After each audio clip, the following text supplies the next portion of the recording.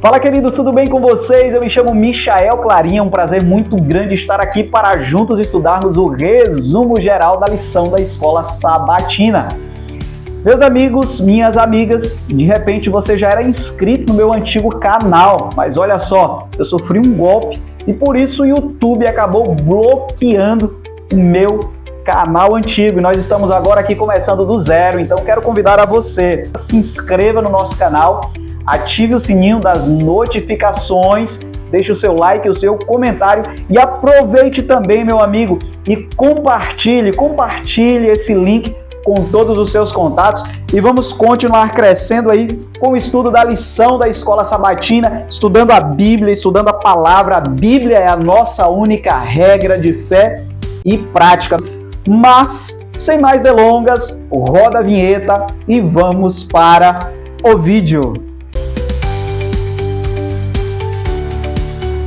Queridos, nós vamos para a parte 2 do tema nos Salmos. Você vai perceber que as profecias bíblicas estão presentes nos Salmos. Você percebe que a Bíblia é um livro todo especial. Afinal de contas, ela é a própria palavra de Deus e Deus, como criador do ser humano, ele trabalha trazendo a atenção do homem, a atenção da mulher, para que eles sejam felizes. E apesar de que Deus saiba que o sofrimento é existente, ele deseja que os seus filhos, de fato, vivam uma vida em abundância. É isso que Jesus apresentou quando esteve aqui na Terra.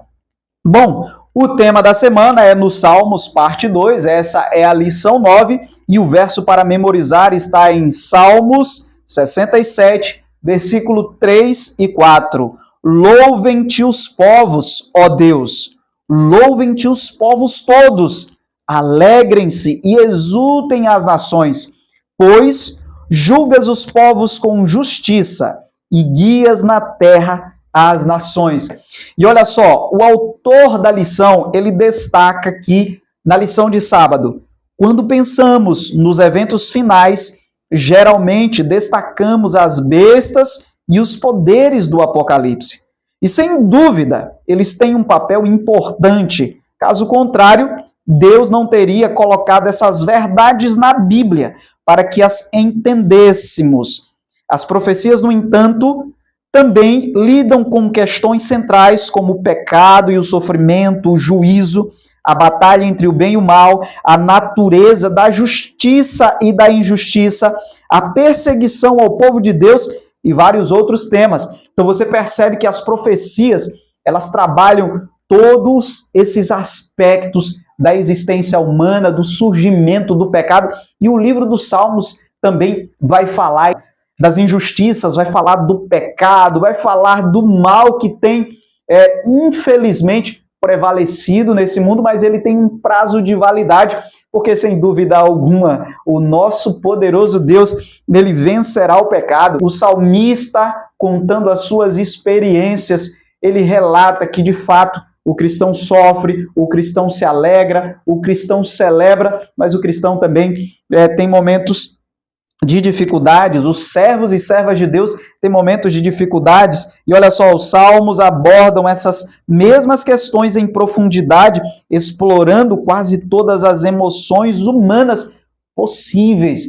E você percebe que o livro dos Salmos, ele mostra ali, por exemplo, o Salmo de Asaf vendo o ímpio prosperando, e ele que servia a Deus, aparentemente não prosperava. Amigos, é óbvio que a experiência de Asaf foi uma experiência única dele, mas os filhos de Deus também, nos últimos dias, sem dúvida alguma, vai perceber que parece que esse mundo de pecado está prosperando, está indo para frente, e às vezes você pode perguntar assim, mas Senhor, por que eu faço tudo, busco fazer a tua vontade, busco fazer tudo que o Senhor pede e sofro. Amigos, a gente vive num mundo de pecado, estamos aí envoltos num grande conflito cósmico, por isso nós precisamos entender que após a entrada do pecado no mundo, nós somos passivos do sofrimento, nós sofremos, servimos a Deus, mas infelizmente sofremos.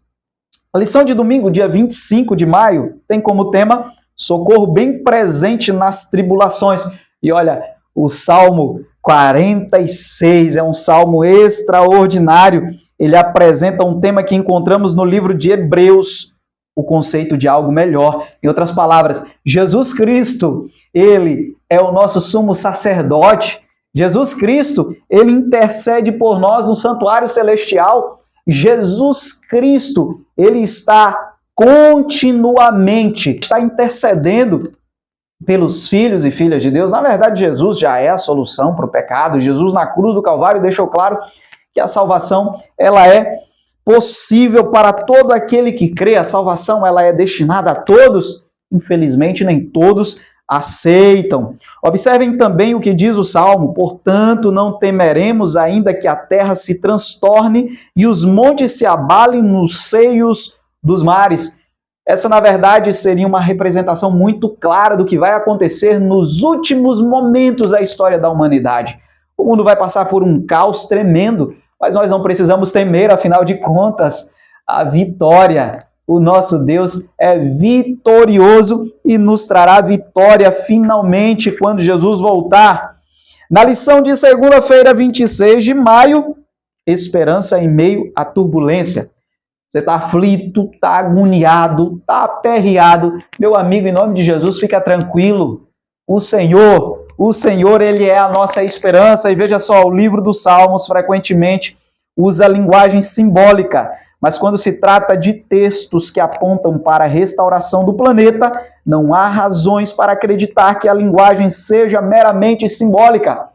O mundo, ele está passando por esse momento, socialmente falando, tão difícil. Eu falo assim, em questões morais, o mundo também, antes da volta de Jesus, vai passar por um processo caótico no contexto da natureza. Mas olha só, os Salmos, eles nos trazem esperança, eles nos trazem confiança de que o nosso Deus trará restauração para o planeta. Eu posso ouvir um amém?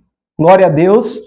Deus é maravilhoso, as promessas de Deus são grandiosas. E é por isso que eu estou voltando a gravar aqui, meu amigo. Porque nós não podemos parar, não podemos jamais desistir. Estamos num grande conflito. E o nosso Deus é poderoso para fazer infinitamente mais. A profecia bíblica mostra o que acontecerá com o mundo. A visão de Daniel 7 descreve um mar tempestuoso em meio ao qual surgem as nações do mundo.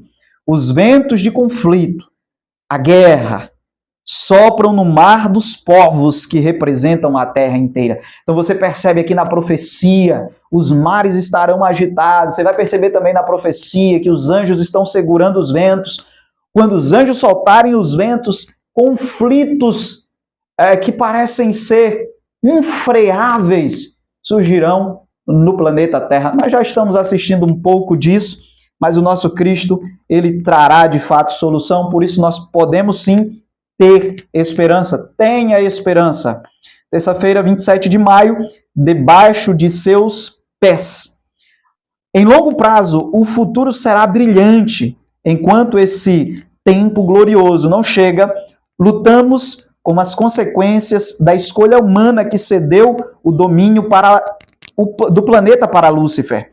Quando Satanás compareceu ao concílio celestial, ele se gabou de que a terra lhe pertencia.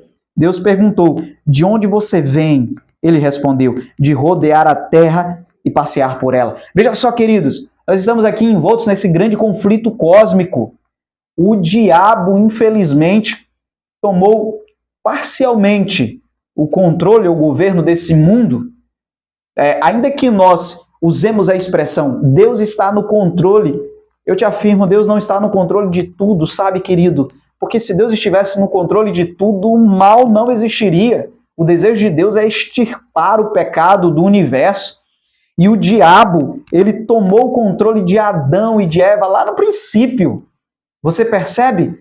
Mas Deus, de forma toda especial, tem cuidado dos seus filhos. E a Bíblia deixa claro que a terra é o estrado dos pés de Jesus. Abordando o fim do milênio, Ellen White escreveu: Cristo desce sobre o Monte das Oliveiras, de onde depois de sua ressurreição subiu ao céu, e onde anjos repetiram a promessa de sua volta. O profeta escreveu: virá o Senhor, meu Deus, e todos os santos com ele. Naquele dia estarão seus pés sobre o Monte das Oliveiras, que está defronte de Jerusalém para o oriente. O Monte das Oliveiras será fendido pelo meio, e haverá um vale muito grande. Olha que promessa grandiosa. O Senhor será rei sobre toda a terra. Naquele dia, um só será o Senhor, e um só será o seu nome, o nosso Deus. O diabo será vencido, glória a Deus por isso. Jesus tomará o controle definitivamente e totalmente desse planeta. O diabo pode até parecer que está tendo sucesso, mas a verdade, o sucesso do inimigo, ele é transitório, é passageiro. Muito em breve, Cristo pisará no Monte das Oliveiras e o reino eterno de Deus será definitivamente estabelecido aqui no nosso planeta. Quarta-feira, 28 de maio, vinho e sangue. Alguns estudiosos acreditam que o Salmo 75 teria sido cantado na destruição sobrenatural, de Senaqueribe. Uma história que parece apontar para a destruição final dos ímpios em Apocalipse 20. O povo de Deus estará dentro da cidade santa, com seu rei justo, quando os exércitos do mal surgirão para tentar cercá-los, mas serão destruídos pelo próprio Deus. Amigos, na lição de quarta-feira fica claro que Deus destruirá o exército de Satanás, que Jesus destruirá os reinos deste mundo. E eu posso usar de forma bem empolgante a profecia de Daniel capítulo 2. Amigos, na profecia de Daniel capítulo 2, nós percebemos uma pedra sendo cortada sem auxílio de mãos humanas. E aquela pedra ela é lançada sobre os pés da estátua. E veja, o reino de Cristo é estabelecido ali, o reino eterno. Todos os reinos transitórios deste mundo passarão. E amigo, eu acredito na promessa bíblica. Eu acredito na promessa de Deus. Essa é uma promessa que traz esperança para o meu coração e convido você também, nesse momento, a permitir que essa esperança entre no seu coração, porque o reino de Deus será estabelecido. Mesmo diante dos problemas, somos chamados a ter esperança e não julgar o futuro pelos eventos atuais. É fácil se desesperar ao ver os pilares da civilização sendo corroídos pelos incrédulos que defendem ideias antibíblicas a respeito de Deus. Às vezes você pode pensar, estou desesperado, o que está acontecendo com o mundo? Amigos, está na Bíblia. Mas Deus, Jesus Cristo, trará a solução. E lembre-se, o Espírito Santo também está aqui presente entre nós para nos dar força e capacidade para continuarmos avançando. Bom, quinta-feira, 29 de maio, o tema é para que se conheça a tua salvação. Agora veja, o Salmo 67 começa com o apelo de Deus. Faça resplandecer sobre nós o seu rosto, para que se conheça na terra o teu caminho.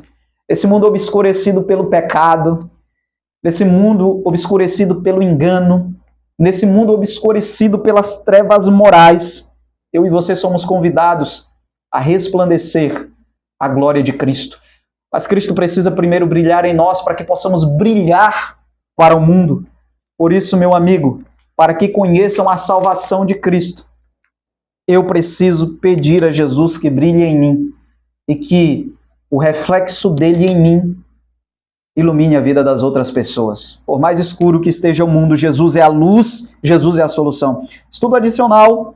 Durante a era patriarcal, a influência do Espírito Santo tinha sido muitas vezes revelada de maneira notável, mas nunca em sua plenitude. Agora, em obediência à palavra do Salvador, os discípulos suplicavam esse dom e no céu Cristo intercedia por eles ainda mais. Amigos, Vamos orar pelo Espírito Santo. Vamos pedir a Deus para que nos ajude a ser uma luz brilhante. Eu estou com a minha Bíblia aqui e eu tenho falado nesses últimos dias que a Bíblia, ela deve ser exaltada em nossas vidas. Devemos estudar a Bíblia. Estamos usando aqui, obviamente, a lição da Escola Sabatina, que é um manual de estudos da Bíblia. Mas eu quero convidar você a estudar profundamente a Bíblia. Nela nós encontramos esperança. Nela nós encontramos a certeza de um Deus que cuida de nós. E o livro dos Salmos nos mostra isso de forma muito clara. Convido você a ter uma experiência extraordinária ao lado do nosso Deus, do nosso Cristo, e pedindo o poder do Espírito Santo para que possamos vencer as dificuldades dessa vida. Ore comigo, querido. Deus e Pai, muito obrigado porque a Tua Palavra nos instrui, a Tua Palavra nos ensina, a Tua Palavra nos dirige. Abençoe esse meu amigo que está me acompanhando aí do outro lado da telinha. Teu Espírito esteja com ele também, fortalecendo em nome de Jesus. Amém. Querido, Deus abençoe a sua vida, fortaleça e não se esqueça, inscreva-se no nosso canal e vamos continuar crescendo, porque muito em breve já estávamos perto dos 1000, mas nós vamos chegar mais rápido dessa vez, tá bom? Um abraço para todos, que Cristo abençoe a sua vida e sua família.